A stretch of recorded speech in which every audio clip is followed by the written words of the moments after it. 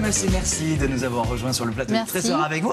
Je vais me tourner vers vous, Raoul Amaya, parce que c'est vous, quand on vous a dit, tiens, dans notre émission, on reçoit un coup de pouce, on a envie de mettre en avant des projets qui ont besoin d'un peu de lumière. Vous avez tout de suite pensé à Laetitia. Pourquoi ?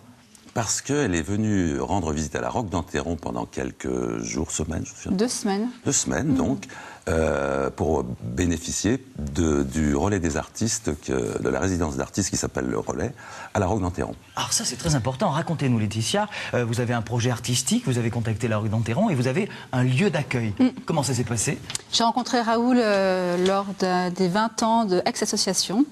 Voilà, on s'est rencontrés, je vais parler de mon projet et je lui ai dit que je cherchais une résidence d'artiste. Alors dites-nous à quel point c'est important, parce qu'on le sait, on s'en doute, mais c'est vraiment important pour des artistes d'avoir des points de chute pour pouvoir créer, être dégagé de tout le stress que peut représenter la location d'une salle très chère, évidemment. Quelle est l'importance justement d'avoir ces lieux d'accueil ? C'est essentiel, couper du quotidien pendant 2 semaines et puis plonger. Oui, parce que vous n'êtes pas du tout de la Roque d'Enterron. Non, donc du coup, vous avez découvert une ville en même temps que vous êtes plongé dans le spectacle. L'échange a été fructueux. C'était intense, hein, on était vraiment dans la création de la pièce, donc on était beaucoup au théâtre, beaucoup dans la maison à cogiter, puis parfois on allait faire nos courses. On a été très très bien accueillis dans une très très jolie maison qui peut accueillir au moins 15 personnes et nous étions 3. Donc il y avait le metteur en scène et co-auteur Bruno Deleu, Géraldine. Non, allez-y. Géraldine Agostini, la musicienne. Oui, qui vous accompagne sur scène. Qui nous accompagne sur scène, qui a créé la musique. Là, on voit l'affiche du spectacle en ce moment sur nos écrans. Non, regardez-moi, c'est beaucoup plus. Et alors, on va justement parler de ce spectacle qui s'est créé dans ce lieu de résidence à la Roque d'Enterron et qui s'appelle Le Venin. C'est un spectacle coécrit donc avec votre metteur en scène et c'est un voyage en Inde qui a inspiré ce texte. Oui, un voyage en Inde et puis aussi la résolution d'un secret de famille. Ah tiens, ça c'est quelque chose qui intéresse beaucoup de monde. C'est lié à beaucoup de familles, c'est un secret. Quel secret ? On a le droit de le révéler ? Non, pas du tout. Non, en fait, même dans la pièce, il n'est pas révélé. C'est un serpent. C'est un serpent qui interprète. D'accord, il vaut mieux prévenir, ça évite les frustrations des spectateurs après pendant le spectacle.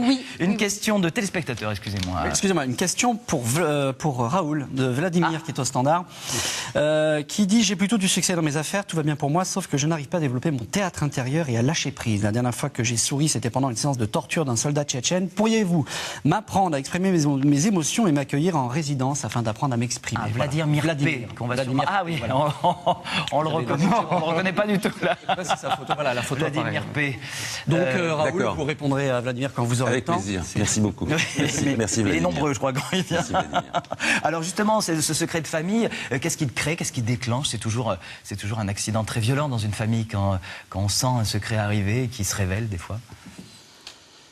C'est grandement inspiré de ma vie, donc c'est assez... inscrit en vous. C'est inscrit en moi. C'est une occasion aussi de grandir, d'apprendre des choses sur soi, sur les autres. Alors justement, quand on écrit avec un sujet très proche de soi, aussi proche de soi, parce que c'est toujours, un secret de famille, c'est toujours souvent douloureux, est-ce qu'on arrive à garder un peu de distance ? Comment est-ce qu'on... D'où la nécessité du metteur en scène et du co-auteur Bruno Deleu, parce que moi, ça fait des années que j'essaie d'écrire. Je pensais écrire un livre, une pièce ou un film, et finalement, c'est une pièce.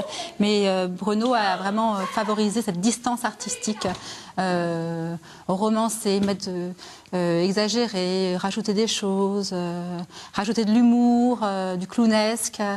Oui, parce qu'il ne faut surtout pas tomber dans un drame que vous rejouez sur scène. Il faut garder cette distance que doivent garder les acteurs et proposer tous les jours un spectacle nouveau. Il y a vraiment une distance artistique. C'est plus la même histoire. Il y a beaucoup de choses qui sont vraies. Et je ne dirai pas ce qui est vrai, ce qui est faux. Je laisse tant mieux, ça laisse les spectateurs. Oui, absolument. Regarder. Alors là, on vous voit sur scène, c'est très physique. Du coup, vous êtes engagé corps et âme pour le coup. C'est très très physique pendant 1h30. Je cours, je saute, je change de personnage assez régulièrement.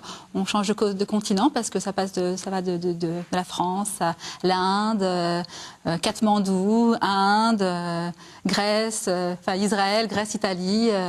Voilà, à l'origine, c'est un voyage que j'ai fait je suis partie pour 3 mois. Je suis partie pour 3 mois et je suis restée 2 ans en Inde et 9 mois Israël et puis Grèce, Italie, on est revenu en vélo.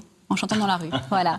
Très bien. Et donc il y a ce voyage-là, puis cette résolution de secret de famille.